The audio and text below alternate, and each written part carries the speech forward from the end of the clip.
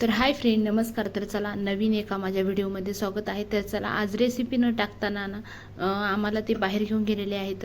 तर चला बघू शकता तुम्ही, आम्ही मधीच असं टिफिन खाण्यासाठी थांबलो होतो, कारण जेवण करायचं राहिलं होतं सर्वांचं. नाश्ता वगैरे काहीच केलेला नव्हता आणि निघूस तर आम्हाला घरातून 10-10:30 वाजले.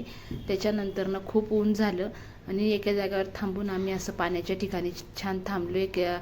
तिथं रसवंती पण होती आणि मस्त शेतात थांबलो आणि मस्त जेवणे वगैरे करून घेतले होते. तर चला आम्ही कुठं गेलेलो आहे आणि हे कुठलं स्थान आहे, आपल्या भागातलंच आहे, जवळच आहे. तर कुठलं स्थान आहे हे नक्की आम्हाला कमेंट करून सांगा. तर कोण कोण गेलेलं आहे इथं तर नक्की सांगा. तर चला आज आम्ही इथं बाहेर फिरायला आलेलो आहे, कारण माझा डोळा खूप दुखत होता राजनवाडीमुळं. कारण मला गरम काही रेसिपी वगैरे बनवता येत नव्हती आणि झोपले तर झोपही नव्हती येत.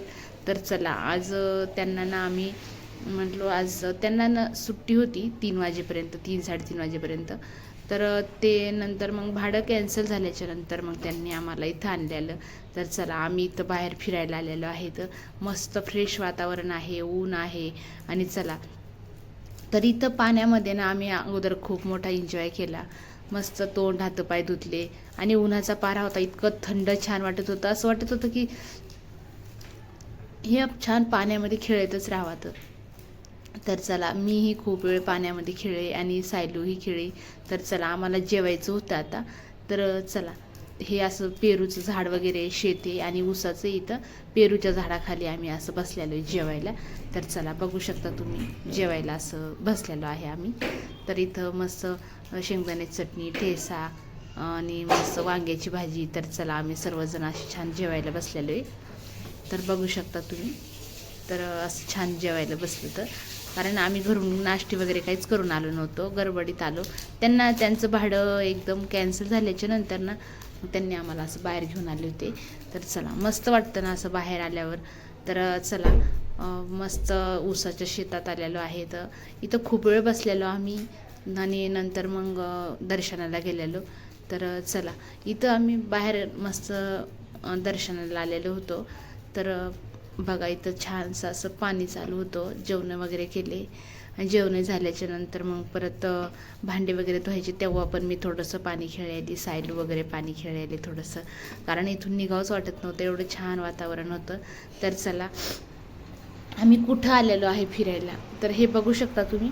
तर चला आपण मस्तपैकी असं आता नंतर जेवण झाल्याच्या नंतर मला अगोदर सर्वात जणांना कसं होतं, ते त्यांचं आवरून घेतलं, त्यांनी जेवणे वगैरे करून बसले होते ते. तर चला इथं मस्त शेंगदाण्याची चटणी, कैरी उरली होती, कैरी आणि पेरू होते त्या झाडाला. तर ते छोटेच पेरू होते, गावरान पेरू होता तो. तर ते पिकलेले होते झाडालाच. तर आम्ही खूप मोठे मुलांनाही पेरू खाल्ले आणि मला शेंगदाण्याच्या चटणीसोबत पेरू खूप आवडतो. तर मी कैरी आणि पेरू खात होते. तर चला बारीक कट करून मी अशी कैरी घेतली, त्याच्यामध्ये शेंगदाण्याची चटणी टाकली, तर अशी करून खाल्ली. तर तुम्ही पेरूसोबत आणि अशी कैरीसोबत, कैरीचं सीजन आहे, शेंगदाण्याची चटणी आणि मस्त असं पाणी आजूबाजूला, इतकं छान वातावरण होतं ना, खूप छान. आम्हाला तिथून निघावंच वाटत नव्हतं. तर बघू शकता तुम्ही, मस्तपैकी असं शेतात आलेलं होतं आणि असंच चलताना आम्हाला एक शेत भेटलं. तर आम्ही तिथं असं सहज बसलेलो होतो, म्हणजे आम्ही रस प्यायला थांबलेलो होतो. पण ते काकाला विचारलं की आम्ही तर जेवायला बसाव का, तर काका म्हणले की बसा बसा म्हणे जेवायला, असं काही नाही आहे, पाणी वगैरे आहे का म्हणे. तर मग आम्ही म्हटलं खूप छान आहे काका जेवायला इथं. ते म्हणले मस्त हातात धुवायला पाणी वगैरे, मस्त जेवणे करायचं थंड वातावरणामध्ये. तर आम्ही असं छानपैकी जेवायला बसलो. तर कसं वाटलं कमेंट करून नक्की सांगा. आणि तुम्हीही असं शेंगदाण्याची चटणी आणि असं मस्तपैकी कैरीचं सीजन आहे, मस्त गोड कैरी होती ती, जास्त आंबट नव्हती. तर मुलांनी अशी तोडून आणलेली होती ती, त्या काकाचं झाड होतं तिथं. पण हे यांनी रिकॉर्डिंग न काढली, तसेच आले होते, कारण ऊन होतं ना खूप.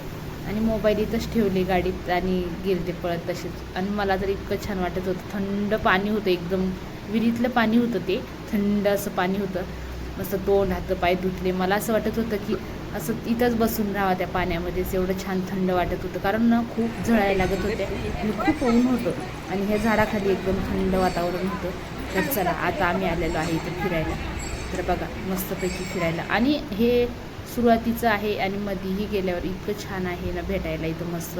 म्हणजे असं आपण मस्त काही कार्यक्रम काही असं मस्त फिरू शकतो मुलांना घेऊन इथं. एवढं छान वातावरण आहे. आणि चला आम्ही असं आलो होतो, खूप ऊन झालं होतं कारण जास्त गाड्या वगैरे काहीच नव्हत्या बाहेर, 1:30-2 वाजले होते.